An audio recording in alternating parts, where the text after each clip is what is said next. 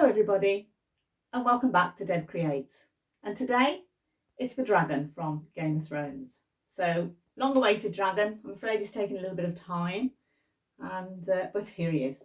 So there you go. There's the dragon. So the dragon, let's see, the dragon has been a little bit tricky. The main reason he's tricky is that he requires a frame so that his body stands correctly and stays up and in place where you want it.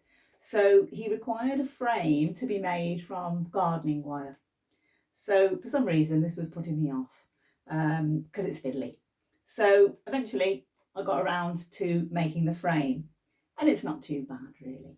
So he has a garden wire frame inside him, and then he's knitted in two pieces. So there's a top piece and an underneath piece. So the underneath piece includes the legs and the front and back legs there. The top piece is the head, and coming down his back. So knitted in two parts. So not too bad really, all in stocking stitch. You could do him in just garter stitch if you preferred, I guess. So not too difficult, the actual knitting bit of him.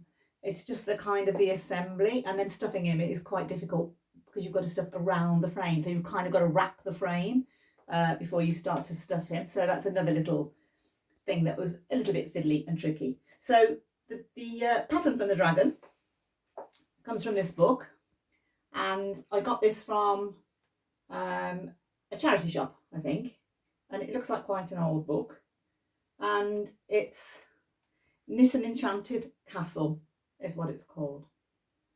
So that's by Jon Snow, and there's all sorts of things in here. There's knights in shining armour, unicorns, magicians, castle, all sorts of things. So it was the only pattern I could find with a dragon in it. So if you have a look at her dragon, she says herself, he's a very sweet and friendly looking dragon. So he's not at all scary.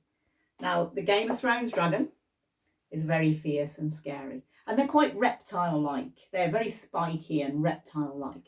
So I had to try and make this dragon from that dragon pattern. So I've used the basic body pattern there. Then it gets complicated because it did look far too friendly and sweet to be out of Game of Thrones. So even if this is only a baby dragon, he still needs to have something about him that's looks like he's going to grow into something very fierce and scary. So so what I've done is I use this fluffy wool, one because it was the right colour. They're all kind of like browny coloured, the dragons now, when they get bigger, and I thought it might stick out a bit like spikes. But once it was done, it doesn't really, he looks a bit like a llama or a goat. So he obviously needed more work on him. So I made him some rows of spikes, and these are just picket edging, just a line of picket edging, and to make his spikes with. Then I've used toy eyes there, just ordinary toy eyes, and I've painted red around his eyes and around his nostrils to give him a bit more, make him look a bit fierce and fiery. His ears, which are made separately, it's where you set those makes a big difference to his face. So if you put them up here further, he ended up they looked like horns and like he was a goat. So he had a kind of goat-like face. So that didn't work. So I've had to set them right back to give him that kind of dragon look.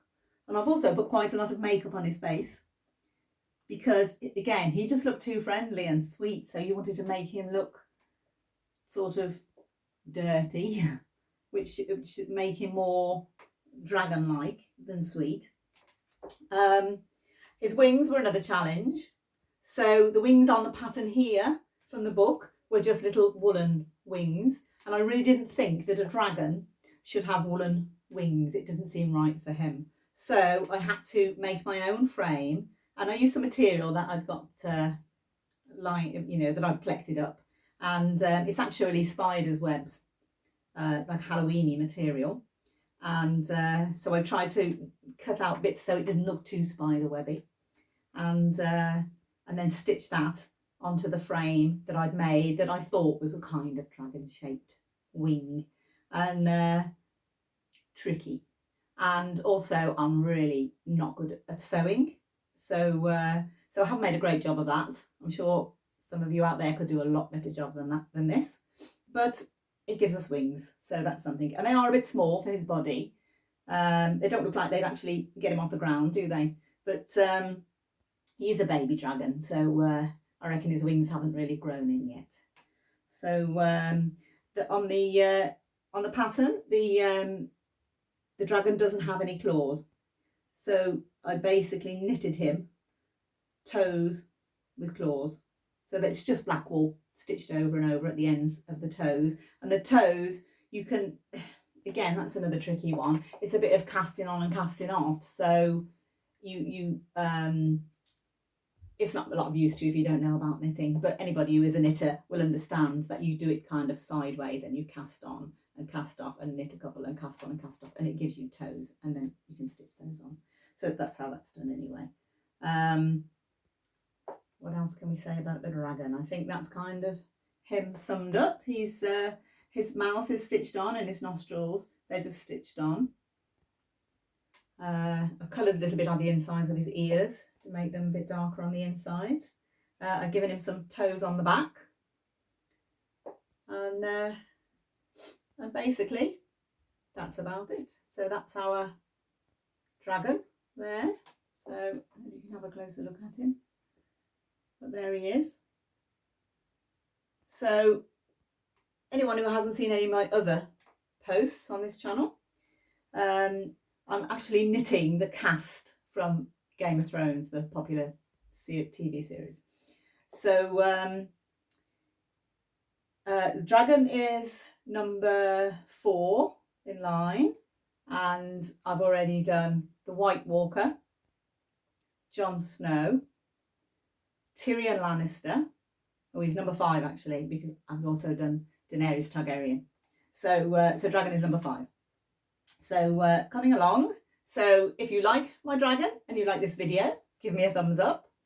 And if you want to subscribe, next up we're going to have Sansa Stark.